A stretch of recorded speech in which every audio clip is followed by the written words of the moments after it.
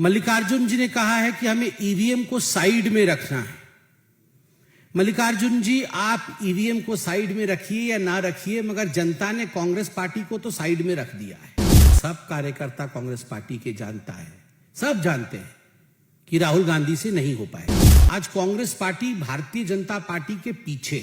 मोदी जी और अमित शाह जी के घर पे ईवीएम मशीन रख दीजिए, हम बैलेट पेपर लेके आएंगे। खराबी मशीन में नहीं है, खराबी लीडरशिप में है। ये ईवीएम ठीक है, राहुल खराब है। आप ईवीएम बाद में बदलिएगा, राहुल को बदलिए। बताइए, कोई भी प्रतिद्वंदी इस प्रकार का अनसॉलिसिटेड एडवाइस नहीं देता है। सब कार्यकर्ता कांग्रेस पार्टी के जानता है, सब जानते हैं कि राहुल गांधी से नहीं हो पाएगा। मल्लिकार्जुन जी ने कहा है कि हमें ईवीएम को साइड में रखना है। मल्लिकार्जुन जी, आप ईवीएम को साइड में रखिए या ना रखिए, मगर जनता ने कांग्रेस पार्टी को तो साइड में रख दिया है। इसमें कोई दो मत नहीं है कि आज किसी भी राज्य में कांग्रेस साइड में है। Congress has been sidelined in the election of literally every state, even in Jharkhand. आज कांग्रेस पार्टी भारतीय जनता पार्टी के पीछे है। महाराष्ट्र में तो नेस्तनाबूत हो गई है। मात्र 16 सीटें लेकर कांग्रेस पार्टी महाराष्ट्र में आई है, जहां महायुति की प्रचंड जीत हुई है। वही कांग्रेस पार्टी आज महाराष्ट्र में एक तरह से उसका सफाया हुआ है। स्वाभाविक है, the frustration is written large on the face of the leaders of Congress party, including Mr. Rahul Gandhi and others. Mallikarjun खड़गे जी ने कहा कि हमें ईवीएम कतई नहीं चाहिए। मल्लिकार्जुन जी, राहुल गांधी जी, आपको ईवीएम नहीं चाहिए, आपको जुडिशियरी भी नहीं चाहिए। आप तो बता रहे थे जुडिशियरी का काम भी हमें करना पड़ रहा है, वो नहीं कर रहे हैं। आपको इलेक्शन कमीशन भी नहीं चाहिए, आपको ईडी भी नहीं चाहिए, सीबीआई भी नहीं चाहिए, आपको भारत सरकार भी नहीं चाहिए, क्योंकि ये तो अच्छी सरकार नहीं है। आपको कुछ नहीं चाहिए, तो मुझे लगता है आपके लिए सर्वोच्च स्थान और उपयुक्त स्थान मंगल ग्रह है। कोई नहीं है वहां, ना जुडिशरी है, ना ईडी है, ना सीबीआई है, वहां ईवीएम मशीन भी नहीं है, इलेक्शन कमीशन भी नहीं है। वहीं जाइए, वहां बिल्कुल आप शहजादे जी को कुर्सी पर बैठाइए और आनंद से रहिए। मुझे बड़ा आश्चर्य हुआ, मल्लिकार्जुन खड़गे जैसे एक सीनियर पॉलिटिशियन ने कल एक वाक्य कहा कि एससी, एसटी और ओबीसी और गरीबों के जो वोट है वो ईवीएम के कारण खराब हो रहे हैं। क्या सोचते हैं मल्लिकार्जुन जी और कांग्रेस पार्टी कि जो अनुसूचित जाति के लोग हैं, जो अनुसूचित जनजाति के लोग हैं, या जो एसटी लोग हैं, जो ओबीसी हैं, अदर बैकवर्ड क्लास है, उनको ईवीएम में वोट करना नहीं आता? वो इतने अनपढ़ हैं और इतने समझ भी उनको इतनी नहीं है कि वो ईवीएम में किस प्रकार वोट कर सके, बटन कहां दबाना है, कैसे दबाना है, वीवीपैट उसमें निकलता है, उसे देखना है, वेरीफाई करना है। Just because they are SC, ST, OBC and poor, they do not know how to use EVM. ये एक इंसल्ट है। ये कहीं ना कहीं SC, ST और OBC समाज के प्रति एक बहुत बड़ा इंसल्ट है, एक बहुत बड़ा धक्का है। और मैं ये एक्सपेक्ट नहीं कर रहा था, मुझे नहीं लगता था कि मल्लिकार्जुन खड़गे जैसा सीनियर व्यक्ति इस प्रकार के वाक्य का प्रयोग करेगा। मल्लिकार्जुन जी का यह भी कहना था कि हम तो बैलेट पेपर किसी भी कीमत पर लेकर आएंगे, और ईवीएम मशीन जो है वो नरेंद्र मोदी और अमित शाह जी के घर पे रख दीजिए। मोदी जी और अमित शाह जी के घर पे ईवीएम मशीन रख दीजिए, हम बैलेट पेपर लेके आएंगे। खड़गे जी, राहुल जी, मोदी जी के घर में ईवीएम मशीन है।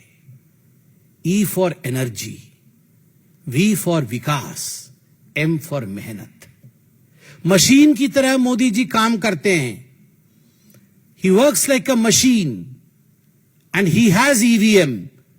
वो ऊर्जा उनके पास है। E for energy, V for विकास, विकास के लिए, डेवलपमेंट के लिए काम करते हैं। और वो अतुलनीय मेहनत ईवीएम, उसी के कारण आज भारतीय जनता पार्टी जीत रही है। सही कह रहे हैं, हम ईवीएम के कारण जीत रहे हैं, जहां ई से एनर्जी, वी से विकास और एम से मेहनत होता है, और आप आरबीएम के कारण हार रहे हैं। आरबीएम का अर्थ है राहुल्स बेकार मैनेजमेंट। हम ईवीएम के कारण जीत रहे हैं, आप आरबीएम के कारण हार रहे हैं। खराबी मशीन में नहीं है, खराबी लीडरशिप में है। ईवीएम ठीक है, राहुल खराब है। आप ईवीएम बाद में बदलिएगा, राहुल को बदलिए। बताइए, कोई भी प्रतिद्वंदी इस प्रकार का अनसॉलिसिटेड एडवाइस नहीं देता है, मगर फिर भी मुझे लगता है लोकतंत्र में इतनी शिष्टाचार होनी चाहिए कि इतने वर्षों तक साथ साथ पार्लियामेंट में और असेंबलीज में बैठने के बाद कम से कम कुछ एडवाइस हमें, भले ही वो अनसॉलिसिटेड लगे, हमें देना चाहिए। मैं तो मल्लिकार्जुन से कहूंगा, मल्लिकार्जुन जी जानते हैं, वैसे कभी कभी उनके चेहरे को मैं भी पढ़ता हूं, वो जानते हैं खराबी कहां है, बेचारे बोल नहीं पाते हैं। बदलने की आवश्यकता है राहुल गांधी को, ईवीएम को नहीं। और वो कह रहे थे मल्लिकार्जुन जी की बैलेट पेपर के लिए हम यात्रा निकालेंगे। आजकल वो नया शब्द उनका यात्रा चल रहा है बड़ा, भारत जोड़ो यात्रा, उसी से सब कुछ मंगल हो गया। और भारत जोड़ो यात्रा के बाद आप बोल रहे हैं बैलेट पेपर यात्रा निकालेंगे। वैसे भी ठीक ही है, वैसे निकालना चाहिए, यात्रा निकालना चाहिए। टाइम भी है उनके पास अभी यात्रा निकालने के लिए, और कुछ काम भी नहीं है कांग्रेस के पास। तो घर में खाली नहीं बैठना चाहिए, नेताओं को कुछ ना कुछ करते रहना चाहिए। यात्रा ही सही, आप यात्रा निकालिए, अच्छी बात है। ऑन अ सीरियस नोट, जो मल्लिकार्जुन जी ने कहा कि हम ईवीएम हटाएंगे और बैलेट पेपर लेके आना चाहते हैं, और कोइंसिडेंस देखिए, सुप्रीम कोर्ट में ठीक उसी समय एक पिटीशन पे सुनवाई चल रही थी। मिस्टर के पॉल ने पिटीशन डाल रखा था कि ईवीएम मशीन हटाने की आवश्यकता है, ईवीएम से धांधली होती है और बैलेट पेपर पे आने की आवश्यकता है।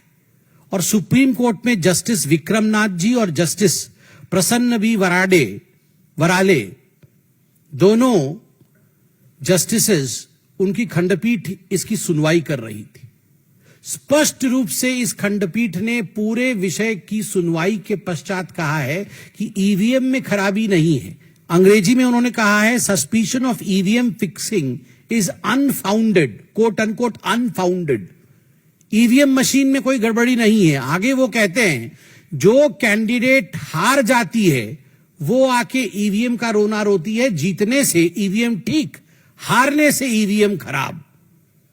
ये अंगूर खट्टे वाली कहानी है। और एग्जैक्टली कांग्रेस पार्टी, मुझे तो लगता है कि ये शब्द कांग्रेस पार्टी के लिए ही कहे गए, बिल्कुल हूबहू कांग्रेस पार्टी के लिए फिट हो रहे हैं। और कोइंसिडेंस देखिए, यहां मल्लिकार्जुन खड़गे जी भाषण दे रहे हैं कि ईवीएम हटाना है, ईवीएम में खराबी है, और यहां सुप्रीम कोर्ट कह रही है ईवीएम में खराबी नहीं है, हारने वाले को हमेशा ईवीएम में ही खराबी नजर आती है। मैं तो एक सवाल पूछना चाहता हूं, आप यात्रा निकालने चाहते हैं, आप ईवीएम को फेंकना चाहते हैं, ये सब कुछ ठीक है।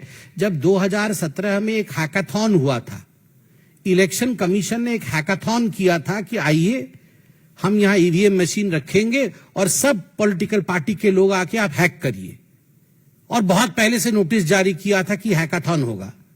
कोई नहीं गया, कोई गया नहीं हैकाथॉन करने के लिए। उससे पहले तो टीवी पे, मुझे तो याद है, वो आम आदमी पार्टी के शायद सौरभ भारद्वाज जी, शायद वही, वो कुछ तार वार जोड़ के हैक कर रहे थे कि कैसे हैक होता है। उस दिन नहीं गए और हैक करने के लिए, उस दिन हैक करने नहीं गए वहां भी ईवीएम को हैक करने के लिए। तो ये कांग्रेस पार्टी हैकाथॉन के दिन घर में क्या कर रही थी? हाँ, विदेश ट्रिप में चले गए होंगे राहुल जी, हो सकता है उस समय खोजने से वो थाईलैंड वगैरह में कहीं होंगे, कहीं ना कहीं होंगे, बाहर ही होंगे, नहीं तो हो सकता है वो जाएंगे। मगर बड़ा आश्चर्य का विषय है, hackathon, you don't take this thing seriously.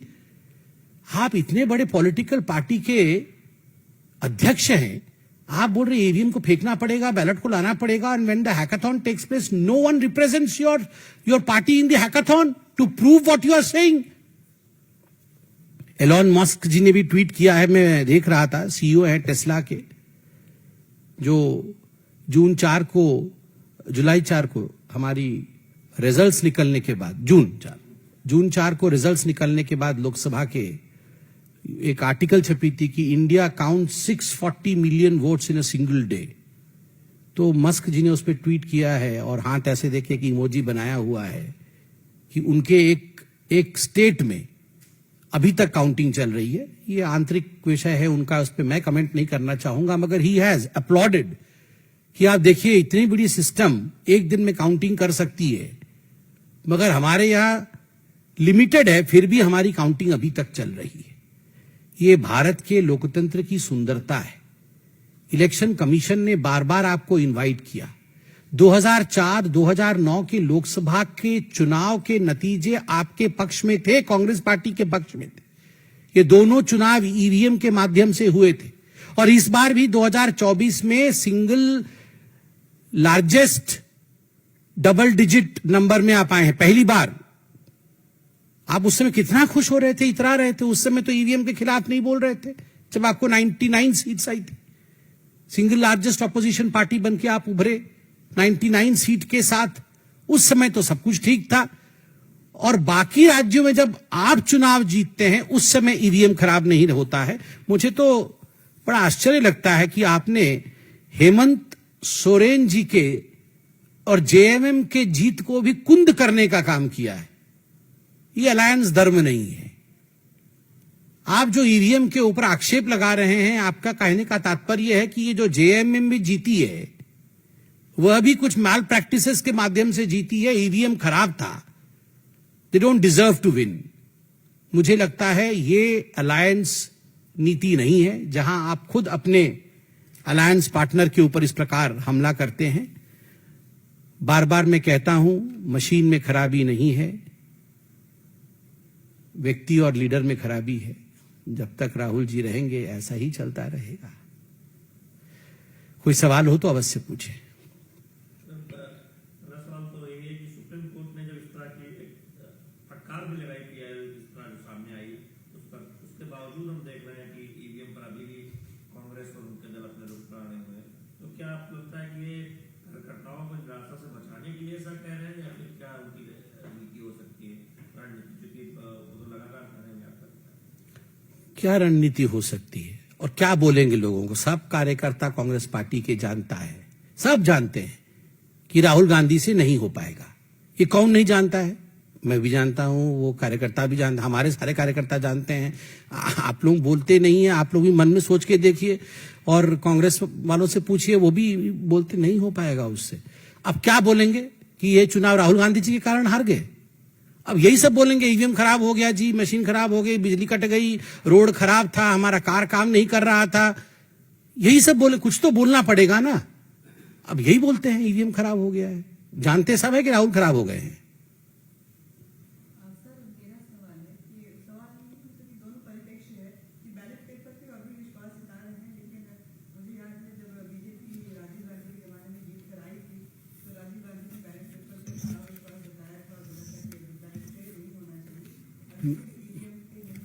मैं तो वो स्टेटमेंट भी लेके आया हूं राजीव गांधी जी का।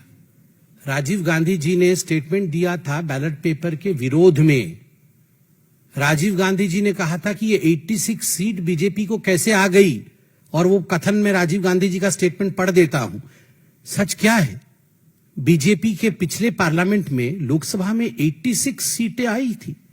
उनकी 86 सीटें जीतने की ताकत आज तक नहीं बनी।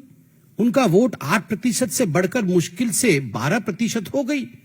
8 से बढ़कर 12% होने से उन्हें 86 सीटें मिल गई। यह तो हिसाब जुड़ता नहीं है, पल्ले पड़ता नहीं है। इस हिसाब से तो कांग्रेस को 500 के 500 सीट जीतनी चाहिए। कुछ गड़बड़ है। गड़बड़ तो यह है ही। बताइए, उस समय तो बैलेट पेपर में चुनाव हुए थे तो वो गड़बड़ बता रहे थे बैलेट पेपर को, and he was advocating that ballot paper system should be done away with. पिताजी बोले बैलेट पेपर खराब, बेटे जी बोले ईवीएम खराब। वाह, मतलब राजशाही वापस ले आए और उसके बाद बस मुकुट पहना दे इनको। बस एक वहां पीछे पर सिंहासन रख के, आइए जी आइए महाराज शहंशाह जी बैठ जाइए, आप मुकुट पहना दे। बैलेट भी खराब, ईवीएम भी खराब, ये चाहते वही है, मुकुट मुकुट पहनना है इनको।